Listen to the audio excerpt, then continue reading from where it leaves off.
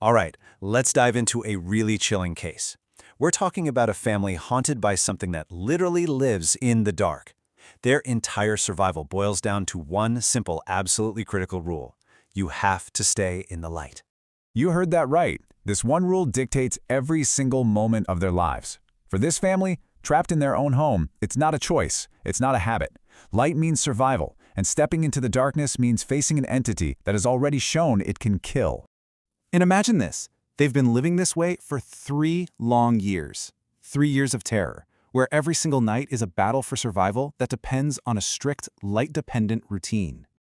So, their survival hinges on these 3 simple but non-negotiable rules. Rule 1. Every single light in the house stays on, all night. Rule 2. Every window, every door is sealed tight before the sun even thinks about setting.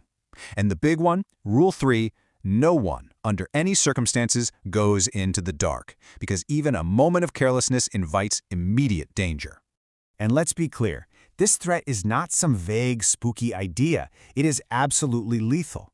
This thing has already killed the father of the family, and just recently, it nearly got the son, Aman, in a terrifying attack. He was only saved by the quick flash of a flashlight. That's how close it was. But here's where the story gets really weird. You have the mother, Roshni.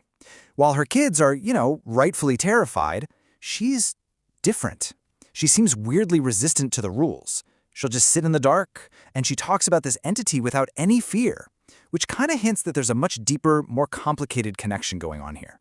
Well, after the attack on her son, Rajni is finally pressured by her kids to tell the truth, and she reveals this long-buried secret that explains everything. It turns out she doesn't just know of the entity, she knows her, personally. So here's the tragic backstory. Years ago, Roshni had a severe skin condition that forced her to live in total darkness at this special safe house. And while she was there, she befriended a young girl named Jenny, an orphan who was confined to the darkness for her entire life. They became best friends, inseparable. But then, Roshni was cured. She had to leave Jenny behind, and Jenny was heartbroken, completely alone.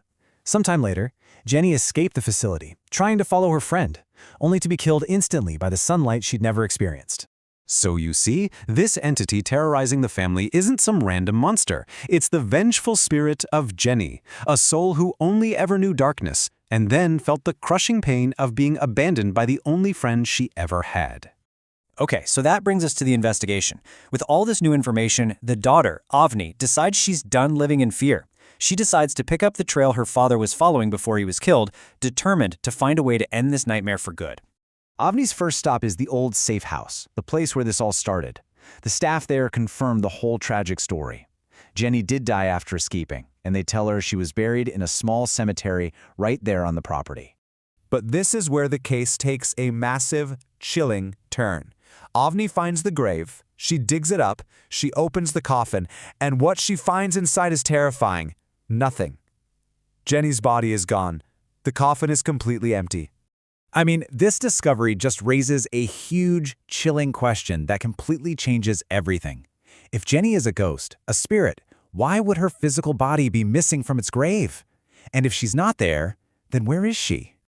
So just as that trail seems to go cold, a brand new one opens up back at the house.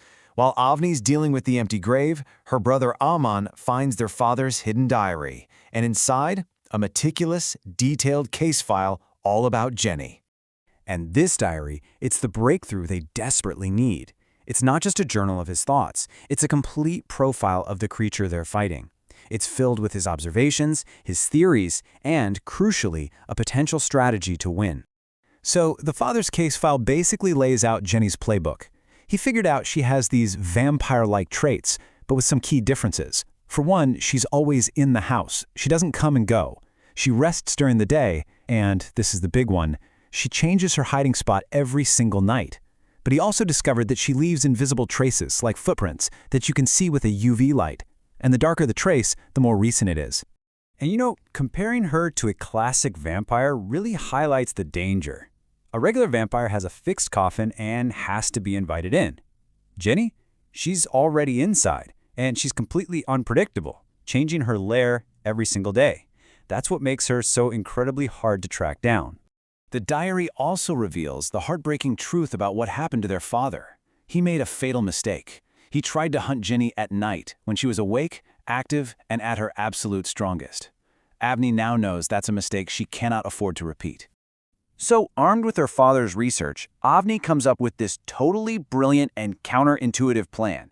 Instead of waiting for Jenny to hunt them in the dark, they're going to flip the script. They're going to hunt her during the day, when she's asleep and at her weakest. Okay, so check out this strategy. It's basically turning a creature's own nature against itself. Step 1, they create an artificial night by blocking every window during the day. This keeps Jenny in her resting state. Step 2, they break out the UV torches to find her invisible tracks. Step 3, they follow the darkest, most recent trail to find where she's hiding for the day. And the final step? Unleash their ultimate weapon, the sun. So the hunt begins. Avni and Aman throw the entire house into darkness and flick on their UV torches. And right away, the floors and walls just light up with these glowing footprints, revealing the secret map of Jenny's movements that was there all along. The darkest trail doesn't lead them to a bedroom or a creepy attic. No, it leads them to a simple, unassuming wooden box tucked away in the little space under the stairs. That's it. That's her coffin for the day. And inside, she's resting, totally helpless. With the trap set, Avni goes to the nearest window. She takes a deep breath and rips the heavy blanket away. In an instant, this brilliant, powerful beam of sunlight just floods the hallway, aimed directly at that wooden box. Avni throws the lid of the box open. The creature inside lets out this unearthly scream as the pure sunlight hits it, and in a blinding flash of light, the thing that was once Jenny just turns to ash. And just like that, the family's 3-year nightmare is finally over. So, yes, the family is finally safe, but it's not some simple, happy ending. Their mother is weeping, mourning the friend she lost, for a second time. And it forces you to ask, right? Was Jenny truly an evil monster? Or was she just a tragic victim of a world she never knew, and a promise her only friend just couldn't keep?